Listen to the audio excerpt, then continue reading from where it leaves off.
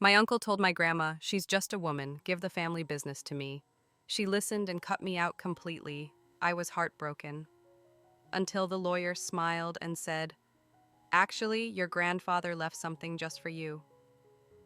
When my uncle saw it, his smug face disappeared instantly.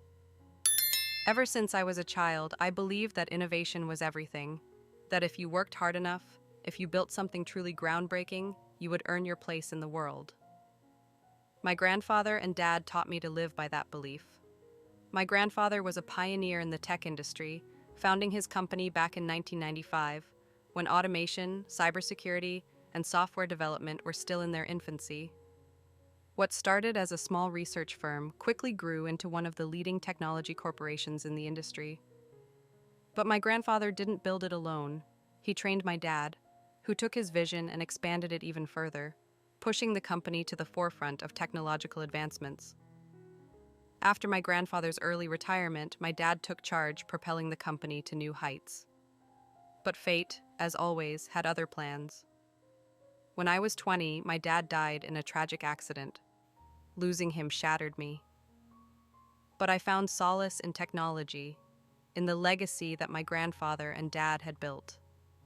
My grandfather saw that passion in me. He saw my drive to create rather than just consume. While other kids were out playing, I was hidden away in my grandfather's old study, immersed in code, experimenting with automation, and pushing myself to create something new. Years later, after finishing university, I developed advanced automation protocols and cutting-edge security systems that could revolutionize the company's infrastructure. I spent years working in the research division, side by side with my grandfather, pouring every ounce of my energy into projects that would keep the company ahead for decades to come. And my uncle? He couldn't care much about technology. He didn't care about innovation. All he cared about was milking the company for money without lifting a finger. To him, the company was an ATM, nothing more. He was my grandmother's spoiled golden child, coddled and protected since birth. While I was spending long nights in the lab, he was burning through money on lavish vacations, gambling in Las Vegas, and flaunting his family name at every opportunity. He had barely set foot in the research division, never written a single line of code, and never once contributed an original idea. Yet somehow, he carried himself like he was the rightful heir to the empire my grandfather built. Then, one day, everything changed. My grandfather had a stroke. One day he was in the lab, excitedly discussing our latest automation project with me. The next day, he collapsed at his desk. And just like that, he was gone. I was left utterly alone, with the weight of an entire company pressing down on my shoulders. From that moment on, I wasn't just an engineer anymore. I became the captain of the ship, determined to carry on my grandfather and dad's legacy. I poured everything I had into work, researching day and night, developing new technologies that left our competitors in the dust, and expanding the company to international markets. For years, the company flourished under my leadership. But life has a cruel sense of humor. One day, the family called an emergency meeting. I didn't question it. I assumed it was just a routine discussion about research and expansion plans.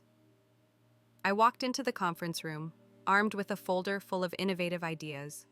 I had spent weeks preparing to present a groundbreaking security software system that could revolutionize the industry.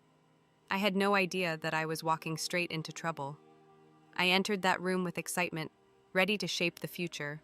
But in reality, I had just walked into my own execution. My uncle sat there, legs crossed, his smug smirk stretched across his face. It made my stomach turn. My grandmother sat at the head of the table, expression unreadable. Then my uncle spoke. "Mom, she's just a woman. This company needs a man to run it. She just hides behind computers, but business isn't about coding. Dad always intended for me to inherit the business. A tech company needs a real businessman, not an engineer." I turned to my grandmother, waiting for her to shut him down, waiting for her to say that this was absurd, that she believed in me. Instead, she nodded immediately, without hesitation. At that moment, I realized something. They had already decided. I had nothing to say. I had no chance to defend myself. I had just been erased from the company my grandfather and dad built with their own hands. Everything was gone, all because I was just a woman. My uncle wasted no time seizing control of the company. Overnight, I lost everything: my position, my authority, and the work I had spent years pouring my soul into. He erased my name from the company's research projects, shutting me out of the very innovations I had pioneered. The patents I had developed, the technologies that had propelled our company ahead of the competition, were now reassigned under his name. In the blink of an eye, I was locked out of my own empire, the one I had helped build with my grandfather and dad. When I confronted my grandmother demanding an explanation, she didn't even hesitate. "Business isn't for women, sweetheart. You'll find something else." That was it. No regret, no second thoughts. Just a cold, dismissive remark, as if everything I had accomplished meant nothing simply because of my gender. A sickening mix of rage and heartbreak twisted in my gut. They had taken everything from me. But I wasn't about to let this be the end. Walking away was brutal, but I refused to beg for scraps from the people who betrayed me. I had built my success once. I could do it again. With my experience, finding another job in the tech industry should have been easy. I had led cutting-edge research teams, developed breakthrough security protocols, and designed automation systems that put our company ahead of its competitors. But reality hit me hard. My entire professional identity was tied to my family's company, a company that now refused to acknowledge that I had ever existed. My name had been erased from patents and company records. My contributions were credited to other people. My legacy had been rewritten. Every time I sat down for an interview, recruiters asked the same question: "Why isn't your name attached to any major projects?" And that's when I realized my uncle had done more than just steal my position. He had erased me from history. I wasn't just pushed out, I was erased. But if they thought they could bury me, they were dead wrong. A few months later, just as I was beginning to rebuild my future, I got a call. It was my grandfather's lawyer. "You need to attend the reading of your grandfather's will." I hesitated. It felt pointless. My grandmother and uncle had already taken everything. What could possibly be left for me? But something in the lawyer's voice felt off, as if he knew something I didn't. When I told my uncle about the call, he laughed. "Don't waste your time," he smirked. "It's just a formality. Everything belongs to me now." But for the first time since they forced me out, I saw it. A flicker of fear in his eyes. The air in the lawyer's office was thick with smug confidence, my uncle's to be exact. He leaned back in his chair, arms crossed, fully expecting to walk away as the sole heir to my grandfather's empire. The lawyer went through the usual formalities, listing off minor assets, some personal belongings, charitable donations, things that barely mattered in the grand scheme of things. My uncle barely listened, likely already fantasizing about how he'd expand his power. Then, the lawyer paused, looked up, and turned to me. "Your grandfather left something just for you." My uncle snorted, shaking his head. "Let me guess, a family heirloom? A sentimental keepsake? A nice little parting gift?" His smirk was practically plastered onto his face. But then, the lawyer slid a folder across the desk toward me. I opened it, and my uncle's face changed instantly.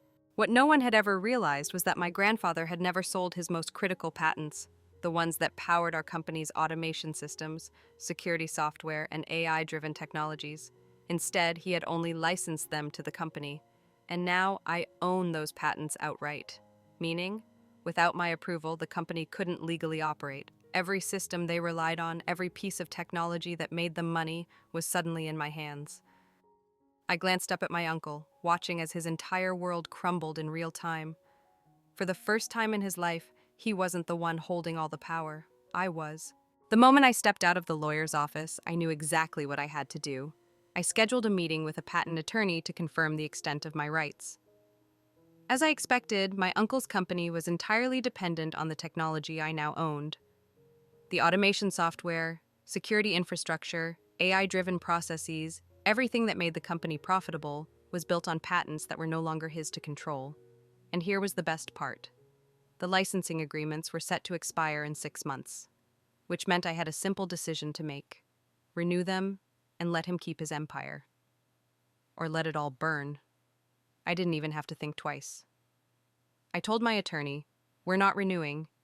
At that moment, I sealed his fate. I didn't need to argue with him. I didn't need to fight him in court. I just needed to wait. At first, my uncle brushed it off. He had spent his life believing he was untouchable, So in his mind, this was just a minor inconvenience, something that could be handled with a signature and a blank check. Let's be reasonable, he told me, flashing that same arrogant smirk he had worn when he took the company from me. Sell me the patents and we'll make a deal. You'll walk away with more money than you'll ever need. I didn't even hesitate. No. His smirk wavered.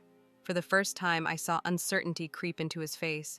He tried again, this time offering me more money, as if the problem was just that he hadn't thrown enough zeros at me yet. I rejected him again, and that's when he realized he was trapped.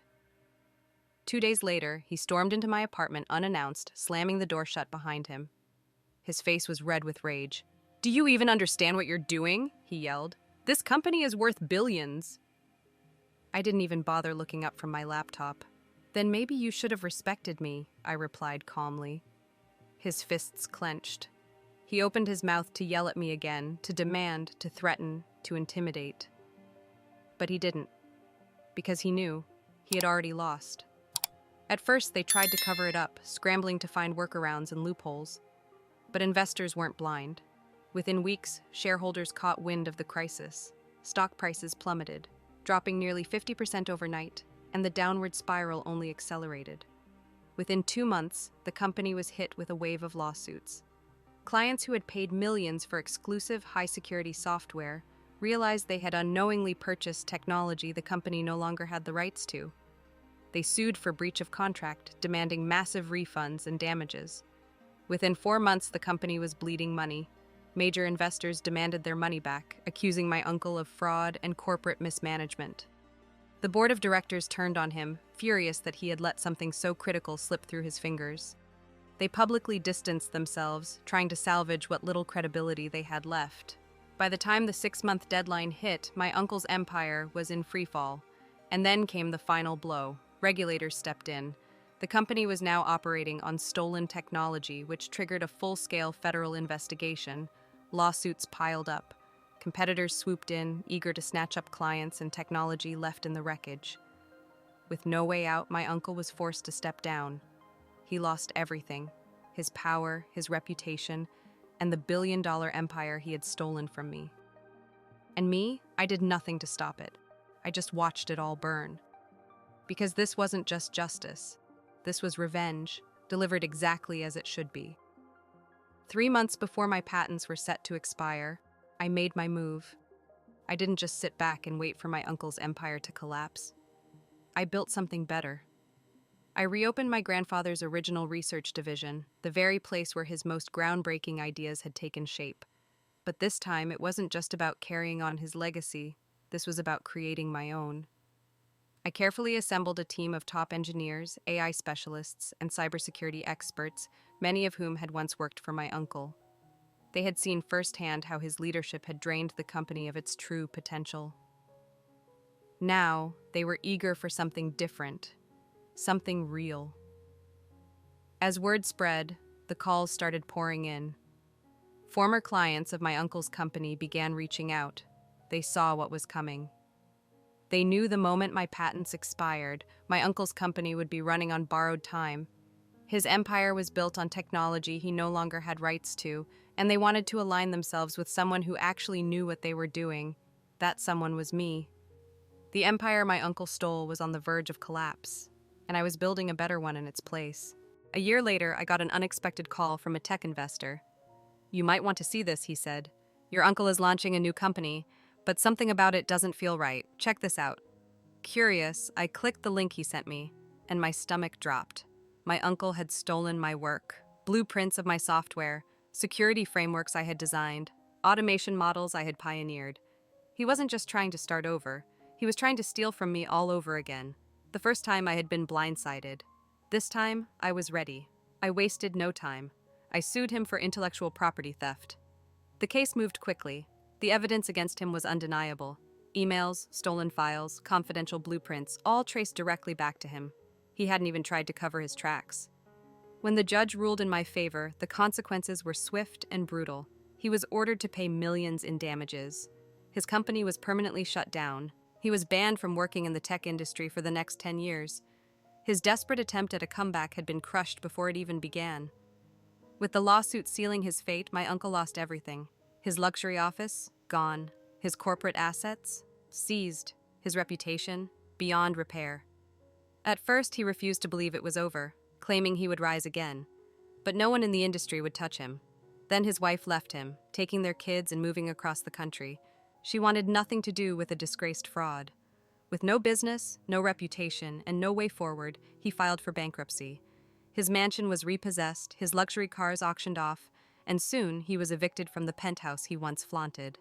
The man who once mocked me, stole from me, and laughed in my face was now waiting tables at a rundown diner just to scrape by. One day, my grandmother called me. "He has nothing left," she whispered. "He lost his home, his family, his future. Please, you've made your point. Help him." I thought about it. I thought about how they had laughed when they erased me from my own company, how they had said business wasn't for women, how they had treated me as if I never mattered. Then I answered, calm, emotionless, final. No, he made his choices. And without another word, I hung up. For the first time in my life, I was truly free. In the end, justice wasn't just served, it was reclaimed. I didn't need revenge, I only needed to take back what was rightfully mine. And as I walked away, free from the past and stronger than ever, I realized one thing: some betrayals don't deserve forgiveness, only consequences.